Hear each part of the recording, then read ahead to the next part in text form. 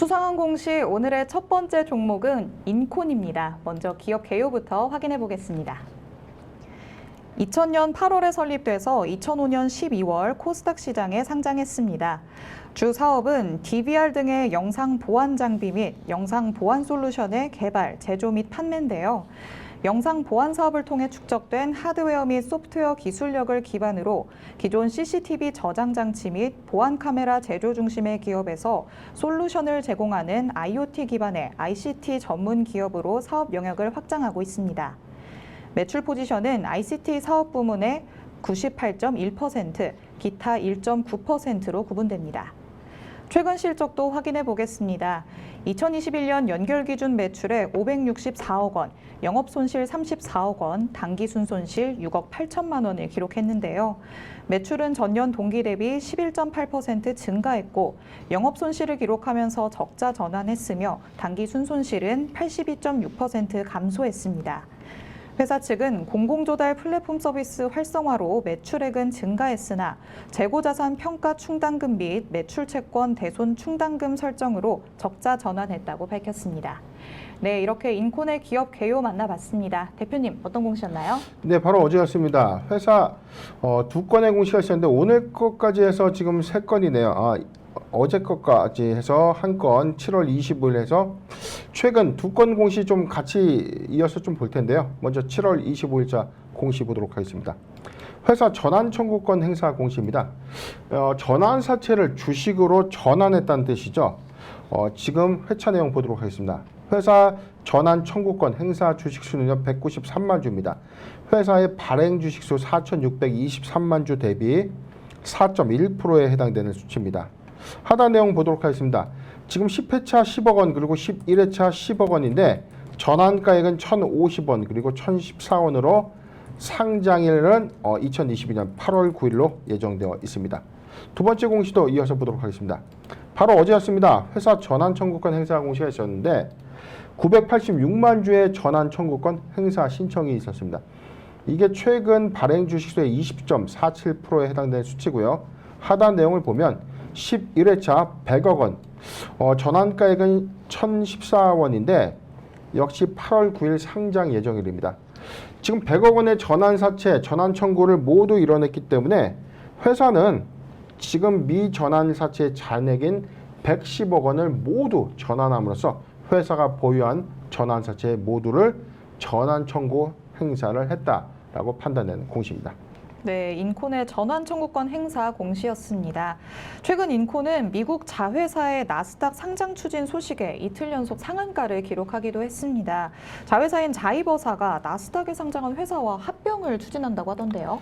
네, 지금 이 내용이 이 숨은 함정이 있었어요. 지금 7월 11일자 공시를 좀 보면 전환가액을 조정했습니다. 이때까지만 해도 오히려 주가가 좀 급락을 했기 때문에 1,273원짜리 행사가액을 1,050원으로 전환가액을 조정하고 나서 갑자기 회사의 주가가 이후에 급등을 했습니다. 네. 급등한 이력이 처음에는 좀 공개가 되지 않았는데 회사의 이 자회사죠. 종속회사의 미국 나스닥 스펙 상장을 통해서 스펙 합병을 통해서 상장할 수도 있다라는 소식들이 좀 전해지면서 주가가 좀 단기에 좀 급등을 좀 했어요. 그럼에도 그 순간 그리고 7월 25일 그리고 7월 26일 두 해에 걸쳐서 모두 전환 사채에 전환 청구권 행사를 신청했는데 전체 발행 주식수의 24.6%에 해당되는 수치입니다. 아까 행사 가격이 거의 뭐 1,000원대 초반이었는데 지금 인콘 주가를 좀 잠깐 보면 지금 1,510원이죠. 지금 팔아도 주당 50% 이상의 수익이 예상될 수 있는 수치죠. 최근에 상승폭을 가져왔던 1,900원 대비해서는 80% 이상의 수익도 예상될 수 있는 구간이었기 때문에 지금 1,000원대 초반의 전환 청구권 행사를 통해서 이 사채과제는 막대한 차익을 볼 수 있는 이슈가 부각된 셈이죠. 그런데 지금 회사를 통해서 좀 밝혀진대요. 이게 공시를 통해서 투자 판단 사항이 나온 것이 아니라 언론을 통해서 좀 밝혀진 거죠. 잠깐 제가 인용을 좀 해드리겠습니다. 미국의 자회사 나스닥 상장 추진 소식이 좀 전해지면서 주가가 좀 급등을 했는데 회사가 지금 지분 21%를 소유하고 있는 자회사예요. 자이버사 테라퓨틱스가 나스닥 상장 추진을 한다. 그런데 이게 직상장이 아니라 스펙, 자, 스펙에 이미 상장되어 있는 스펙 기업과 이 자이버사가 합병 형태로 이 시장에 지금 상장을 하겠다는 뜻인데 이게 12월에 만약에 합병이 완료가 되면 전체 기업 가치가 한 1,400억 원대로 좀 추산이 된다. 이게 근데 어떤 걸 좀 기준으로 했는지 좀 되게 명확하지는 않아요. 제가 우려되는 부분들이 바로 이렇습니다. 회사의 투자 판단 관련된 요소들로 좀 설명을 좀 해주면 좋은데 이게 언론을 통해서 1,400억 원의 가치가 있고 이게 만약에 신약 가치로 창출되면 뭐 수천억 원의 가치, 기술 유전의 가치는 어마어마하다 이렇게 포장할 수 있는 여지는 충분하다는 것이죠. 이게 2014년도에 설립돼서 이 회사 지분 취득을 좀 했는데 아직은 가시화된 임상 모멘텀에 관련된 이슈는 없었다 합니다. 지금 현재 이 회사가 보유하고 있는 회사, 파이프라인이죠. VAR200인데 이게 만성 신장 희귀 질환 국소 불절성 사고체 경화증 이 치료제입니다. 좀 이 용어가 좀 어려운데 만성 신장 희귀 질환 치료제를 개발하고 있는 회사의 미국 상장, 스펙 상장의 추진 이 기대감이 좀 반영이 좀 됐다라고 판단하시면 되겠습니다. 네, 저희가 앞서 말씀드렸던 것처럼 공시 내용으로는 전환 청구권 행사 내용이 나왔습니다. 하지만 언론을 통해서 자회사의 나스닥 상장 관련 이슈가 부각이 된 건데요. 그로 인해서 지금 주가가 급등하는 모양새를 보였습니다. 그래서 저희 시청자분들께서는 공시 내용을 좀 더 면밀하게 살펴보셔야 될 것 같습니다. 이번 전환 청구권 행사의 규모가 상당합니다. 이로 인한 오버행에 대해서도 우려감이 좀 작용할 수 있을 것 같은데 이 부분은 어떻게 보시나요? 일단 뭐 포인트 두 가지를 봐요. 전환 청구권 행사를 기점으로 해서 주가가 좀 저점에 있던 회사들.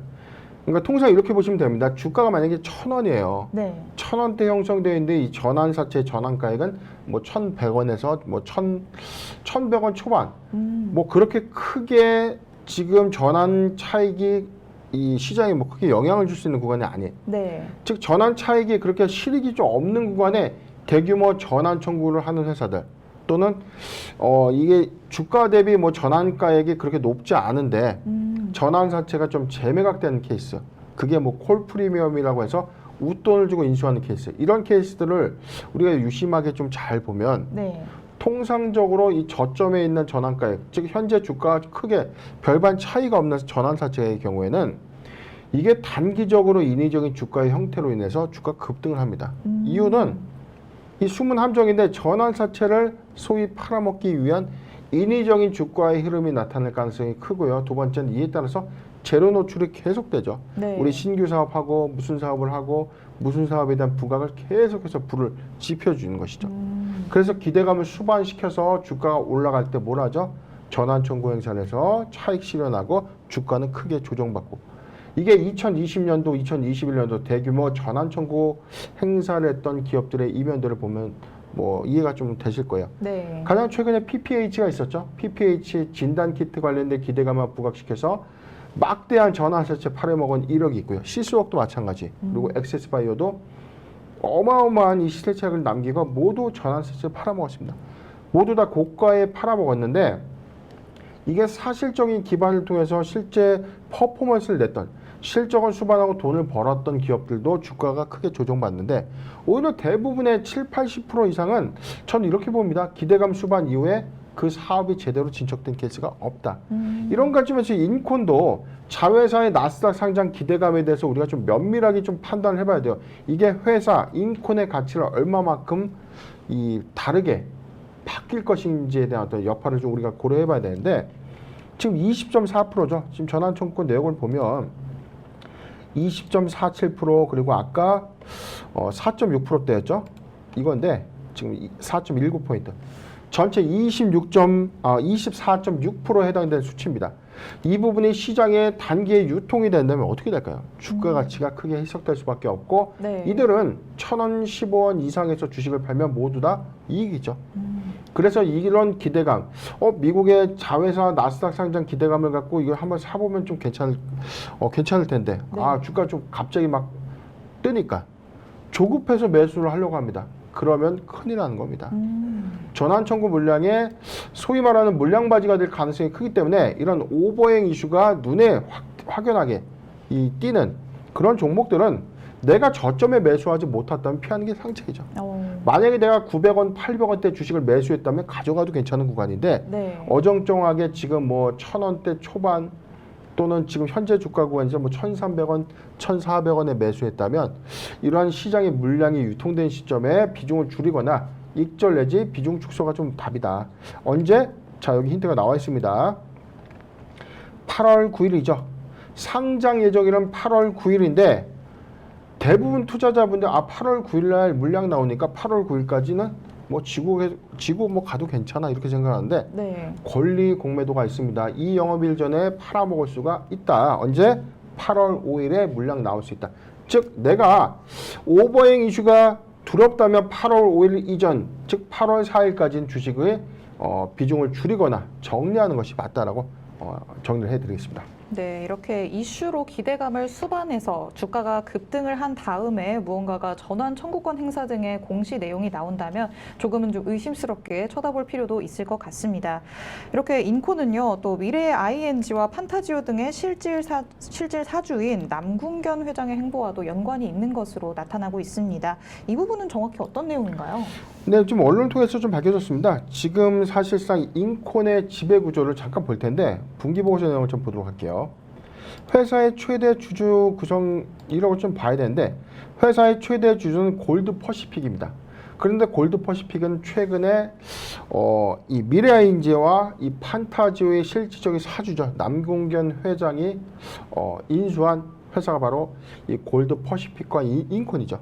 즉 뭐냐면 미래아이인지를 통해서 판타지오를 인수했고요. 판타지오 이후에 골드 퍼시픽과 인콘의 지배구조를 좀 갖게 된 셈인데 남궁견 회장이 과거에 고려포리머로 좀 인수했던 유명했던 분이에요. 근데 제가 뭐 구체적인 이분의 평판에 대해서 지금 말씀드리는 것은 좀 시의적절치 않기 때문에 이 부분 좀 논외로 하고요.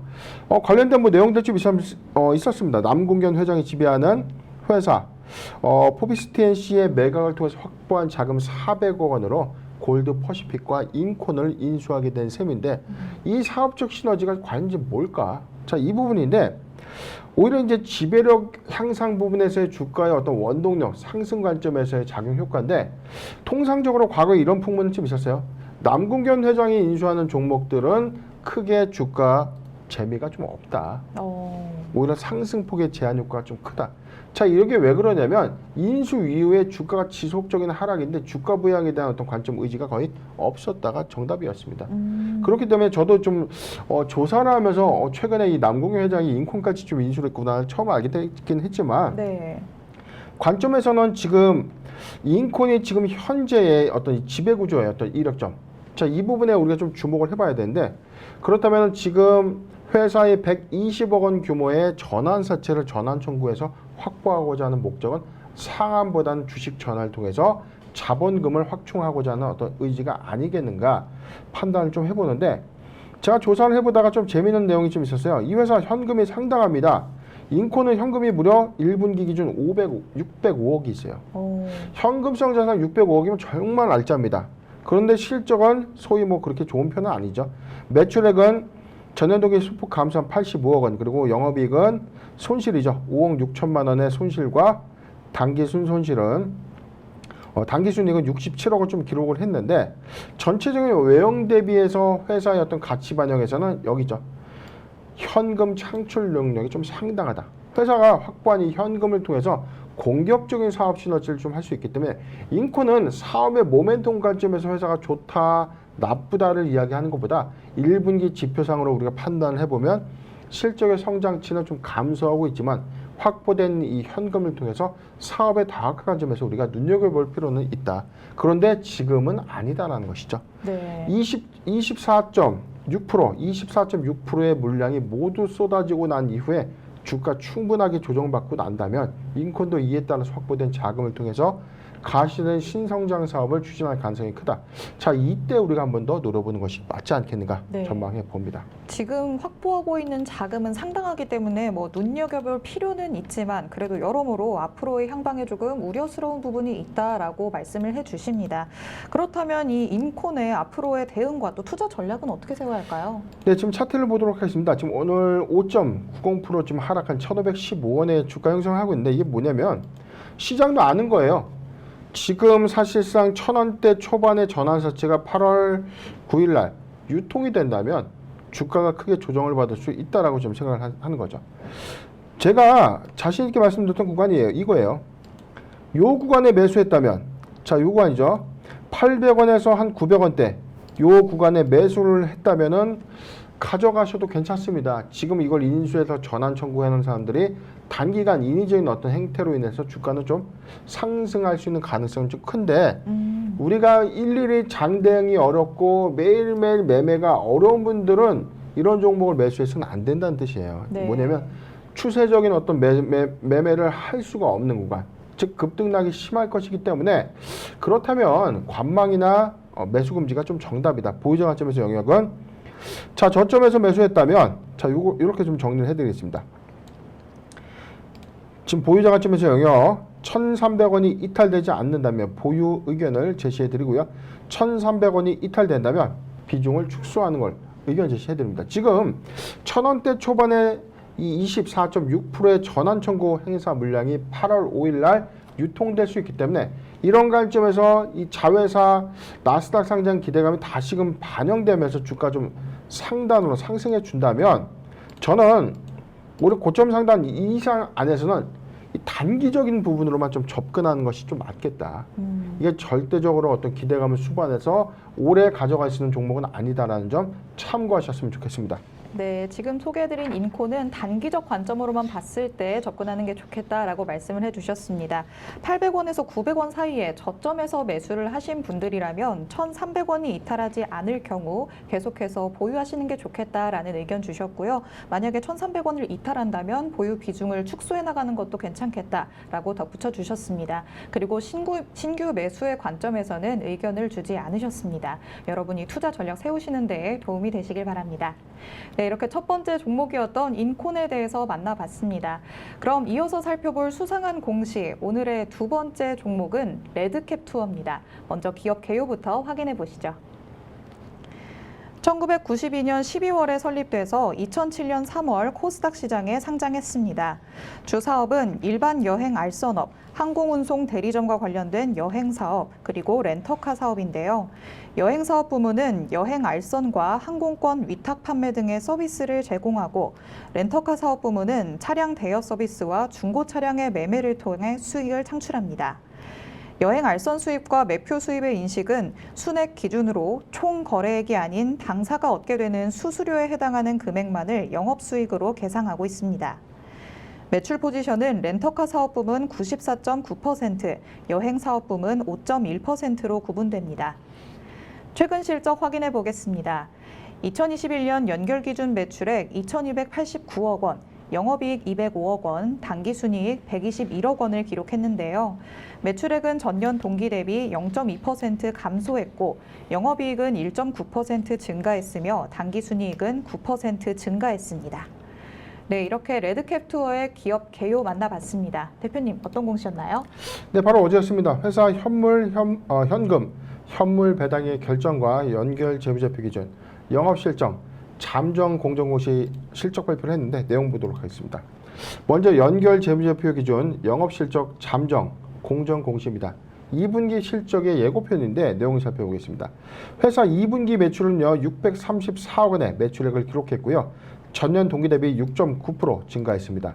영업이익은 100억을 기록했는데 전년 동기 대비 53.6%가 증가했고, 당기순이익은 63억을 기록하면서 전년 동기 대비 59.2%가 증가했습니다.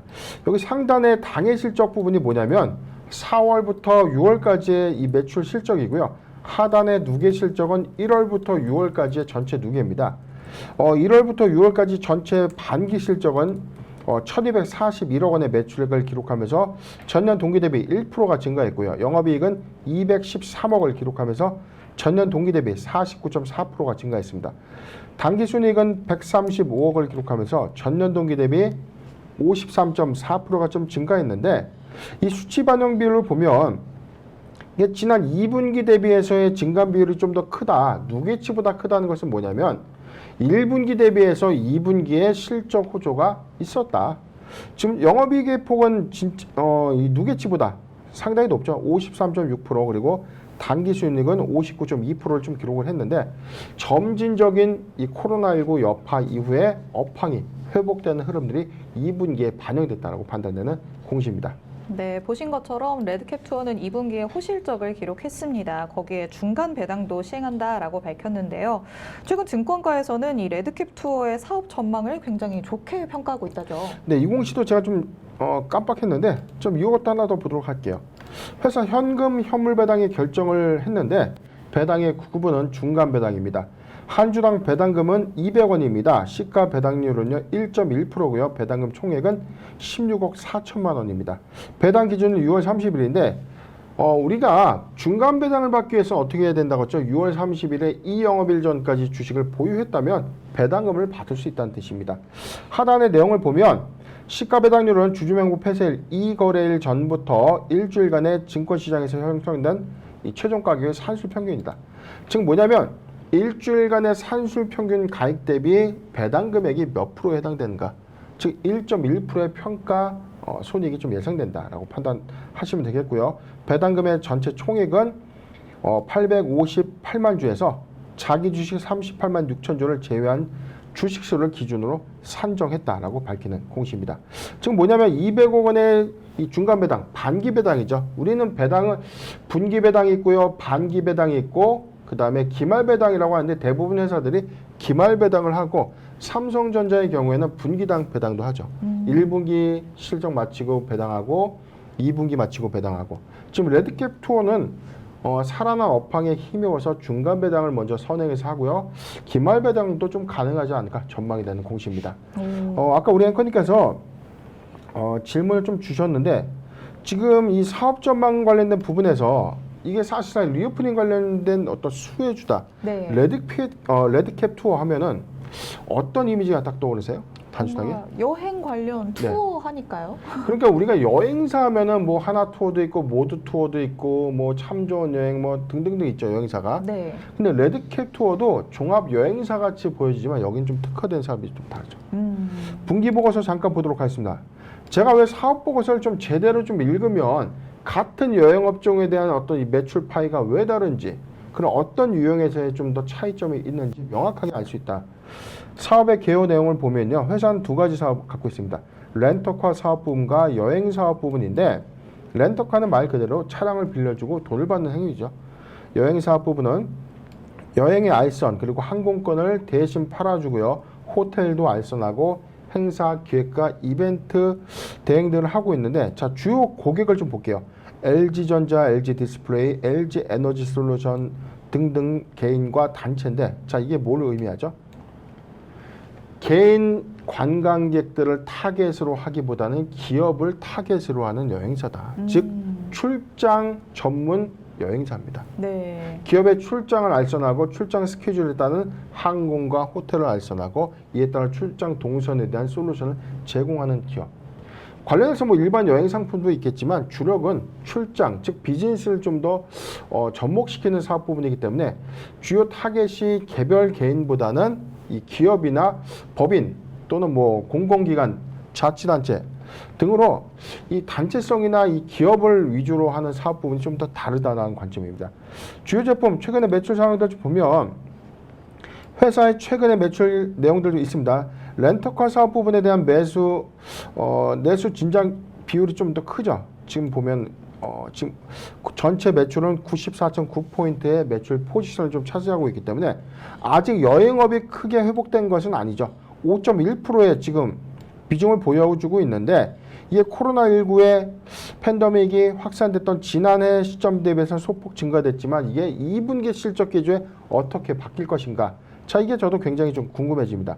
사업의 내용이 여기 좀 자세히 나와 있는데, 법인 출장자를 위한 여행의 수소, 그리고 항공권 호텔 예약, 그리고 마이스 국내외 관광 여행 상품의 제작 및 판매, 주 상품이 법인 출장자를 대상으로 한다. 자, 이 점을 참고하셨으면 좋겠습니다. 네, 여러분은 꼭 사업 보고서를 통해서 주된 사업 내용이 어떤 것인지를 확인하셔야겠습니다. 레드캡 투어 같은 경우에는 여행주로 묶인다고 하더라도요, B2B 사업이 주된 사업이라는 점 꼭 확인하셔야겠습니다. 이렇게 레드캡 투어는 여행 관련 사업을 그래도 영위를 하고 있기 때문에 코로나의 타격을 어느 정도는 입었을 텐데요. 이번 2분기에는 호실적을 나타냈지만 그렇다면 1분기까지는 실적이 어땠나요? 1분기 실적 추이도 뭐 나쁘진 않았습니다. 지금 연결자료 기준 잠깐 보면 지금 회사 1분기 실적은 전년 동기 대비에 뭐 거의 비슷한 수준이죠. 지난해 1분기 636억 원의 매출을 기록했는데 이번에는 606억 원의 매출을 기록했고요. 영업이익은 112억 원. 오히려 손익이 크게 좀 개선된 흐름을 좀 보여주고 있습니다. 당기순이익은 72억 원을 기록하면서 오히려 매출액은 소폭 감소했는데 지금 이 비용 효율화 관점에서 영업 수익성은 좀 크게 개선되고 있다.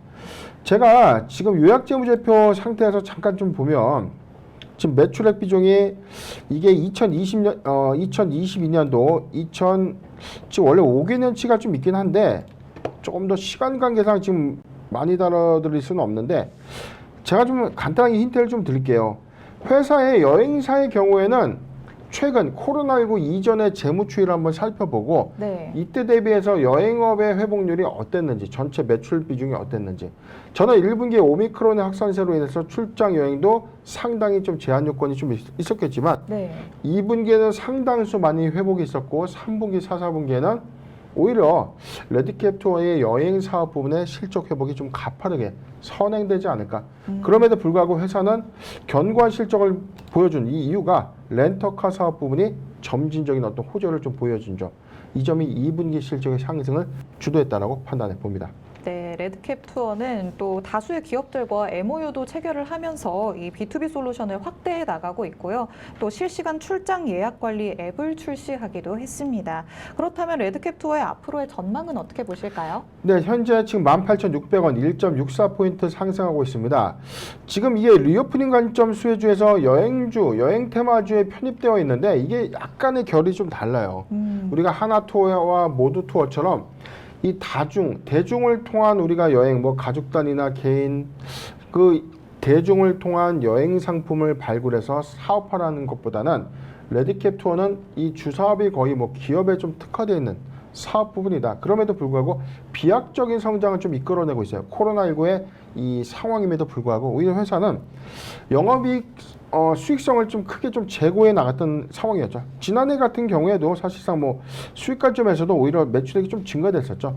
렌터카 사업 부분의 어떤 이 기조, 매출액은 0.2% 좀 감소했었는데 오히려 수익이 좀 증가된 효과에 연간 실적을 보유했던 이 회사가 2022년도 코로나19 이후에 엔더믹 상황에서의 어떤 사업적인 수혜는 좀 있지만 이게 리오프닝 관점에서의 옥석 가리기 관점으로 봤을 때 전체적인 어떤 여행자의 어떤 수요가 급감했기 때문에 레드캡 투어도 조정을 좀 받을 것이다. 이렇게 네. 접근하기보다는 기업의 투자 확대, 그다음에 설비 투자의 확대라는 부분, 해외 현지 공장의 증설들이 빈번하게 좀 증가된다는 부분에서는 레드캡 투어의 실적 성장을 우리가 좀 예고할 수 있다는 점 참고했으면 좋겠습니다. 일단 보유자 관점에서 영역은요. 17,800원이 이탈되지 않는다면 보유 의견을 좀 제시해드리고 매수하기 좋은 구간은 저는 요 구간을 봤는데 자 조금 더 내용을 좀 보도록 하겠습니다. 자 지금 추세 구간에서 매매하기 좋은 구간까지는 왔어요. 17,500원에서 18,000원 17,500원에서 18,000원 포트 비중 5%의 분할 매수 의견을 제시해 드리겠습니다. 네, 레드캡 투어 같은 경우에는 렌터카 사업의 탄탄함을 바탕으로 비약적인 성장을 이어나가고 있습니다. 현재 보유자 관점에서는 17,800원을 이탈하지 않는다면 계속해서 보유하는 게 좋겠다라는 의견 주셨고요. 신규 매수자 관점에서는 17,500원에서 18,000원 사이 포트 비중 5%의 분할 매수 의견 주셨습니다.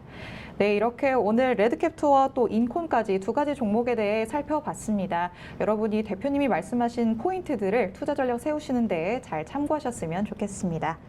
변영인의 수상한 공시 오늘 내용은 여기까지고요. 저희 방송 보시면서 공시에 대해 궁금하신 분들은 노란톡 오픈 채팅방에 변영인의 기업 공시 연구소 검색해서 입장해 주시면 됩니다.